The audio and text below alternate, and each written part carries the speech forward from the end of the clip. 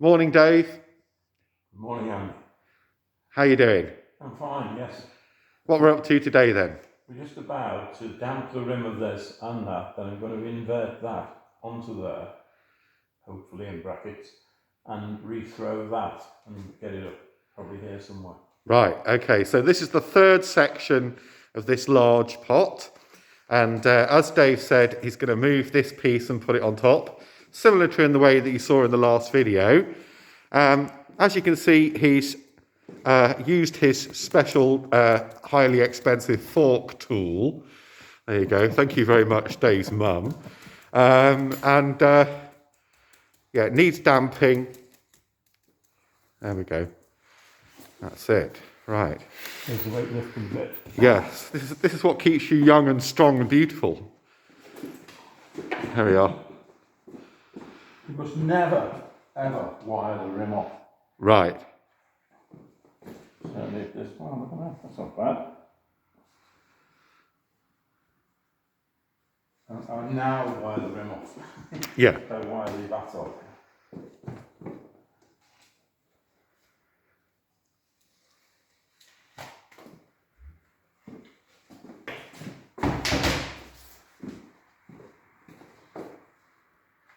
That's it. And the same technique as before, just checking it's matching. See, I was always taught now to pinch these to get them together. Yeah. So leave one hand inside. And who taught you, Dave? I went to Hugh Baird College in Bootle, night school, and Brian Lloyd Jones taught me there. Brian had worked in Llangollen pottery as a repetition thrower. Then he got a job teaching. Yes. Then I went on a couple of courses, a week course in Kent, Yeah. with John Solly, and then a fortnight up in the road to the Isles at Mora. Right, okay. I recommend to anyone who wants to learn to make pots to go on a week or a 2-week course.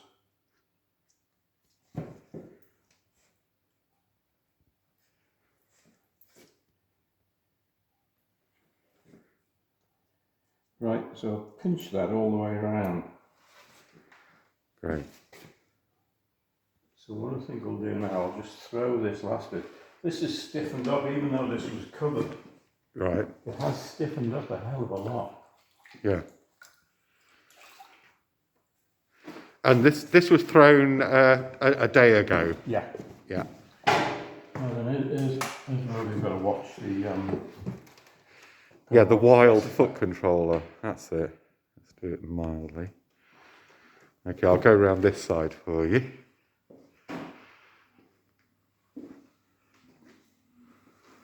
Spoke to Jessica on the way in, didn't you? Yes, I've been very polite and respectful in recent days.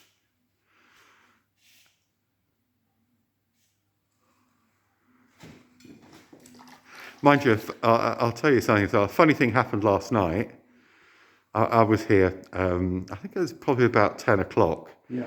And the lights went off. And then they went back on again. And it was just I think it might have been just I don't know, an energy change in the electrical systems. Are you sure? Or whatever. But I was left sitting here halfway. Yeah. And I thought, and do you know what? Actually, I hadn't put any music on. Yeah. And I remember Melanie downstairs telling me, you've got to be polite to Jessica, and if you put some music on, she likes it. Who was that who told you that? Melanie downstairs. Oh, right, okay. Yeah. And she reminded me to do that. So the lights came back on, and I thought to myself, now, why has that happened? What's going on? Yeah. So actually, I checked the time and stuff just in case it affected the kiln, and which I think we're okay. We'll just have a look there. It's for anybody who's interested. That's our kiln monitor there, and it's at 7:46, And above you can see beads and a Ganesh with some gifts to the kiln gods. Anyway, so yeah, I came back down this end of the studio. I was at the other end and quickly put some music on, and I thought that might be I think it was a little warning. an appeasement. Yeah, definitely. But sometimes it's quite strange. It's quite intense here at night. Sometimes I do enjoy working late into the darkness. But yeah, sometimes it's a bit weird as well. I'm going to take a bit off this rim.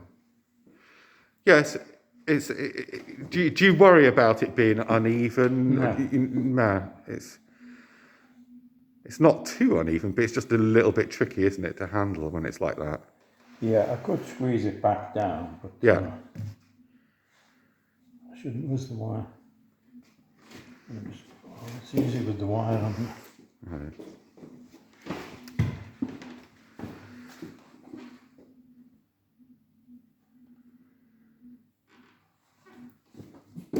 Hey. I don't think we've told people watching this what type of clay we're using. This clay, we get the clay from Stoke-on-Trent, and this is from some of it's from pot clays, Yeah, and some of it's from commercial clays. yeah, So when a tiller, you might want to take those plastic bags off and just show them right. how the clay is reclaimed. Yes, I'll do that on the next section then. Yeah.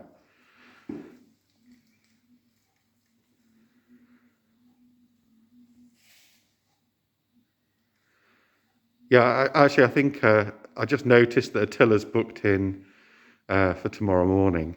How's he got time?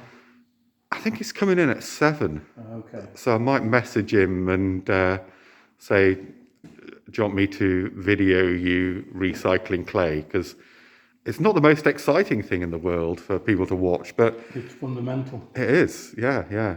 And I think it's a really nice process to prepare and organise your clay. Got a bit of a wobble in this, but I will hand it out. I'm going to use the rib now over this. Yep, This is a bamboo rib, throwing rib. yep.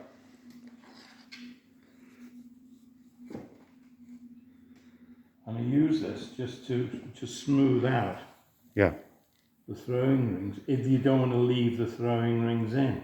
yeah, Sometimes if it was a smaller pot and it had really nice throwing rings, I'd leave them in. sure. Yeah. Right. The rim's still a bit wobbly. I'm going to take a bit more off the rim because it's not quite right. Yeah. I like that. Hey, I like it when it's wobbly. how do you? Yeah, I do. Well, especially when this pot is going to end up in a garden, isn't it? Oh, it's a garden pot, yeah. So- it doesn't matter.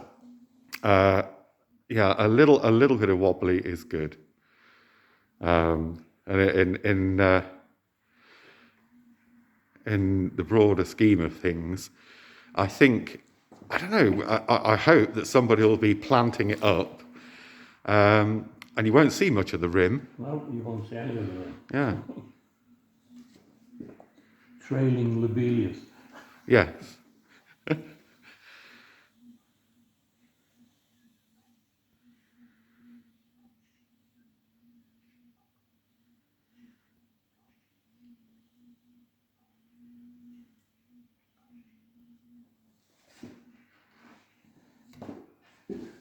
Not going to do any more throwing, Andy. That's the throwing done. Yeah.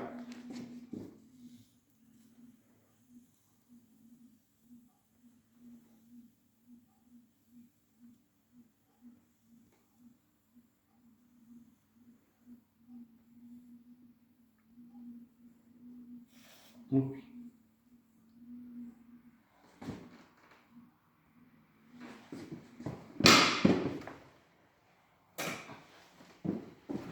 Let's have a look. Yeah, it's going to. I'll show you what I use now. Uh-huh.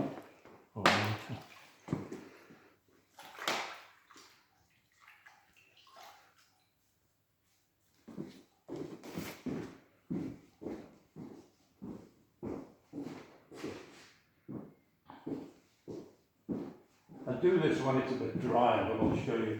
This is part of an old staircase mule, a Victorian mule. I just use it Yeah. just to tap it out. If you watch the Sven Wire Yeah. throwing, he wouldn't do what I've just done. What he does, you get two coils of clay like that, and pinch them round, Yeah. one on top of the other, and then you'll have a paddle on the outside and this on the inside, Yeah. and it'll smooth it out that way. Ah, okay. Yeah, yeah, yeah.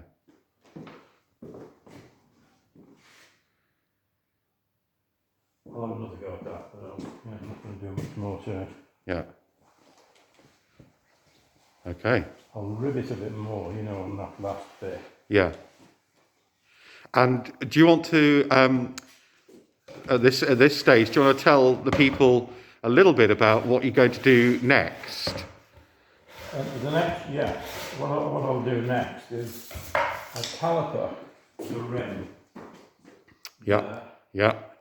Then on that wheel, I'll throw an annulus and caliper the top of that, and then invert it on again and go again. Right. I see. I see. And that will give you the final piece. Look, something like that. Okay. Right. So I'll just. So will you do it? And as Dave said, it'll look something like this here, that rim. And will it be in a different colour? I've got a bit of grey left. I'll do the rim in the grey. Yeah. And I may put the lugs and the green man on in the red. Okay. Just a bit of contrast. Right. Okay. Well, that's great. So far, so good. And I guess that what people will actually end up seeing is that in just a few seconds. But if they carry on watching these videos, but we will be back in a day or A day, indeed. yeah, a day. Okay. Right. That's a plan. Thank you, Dave. Okay.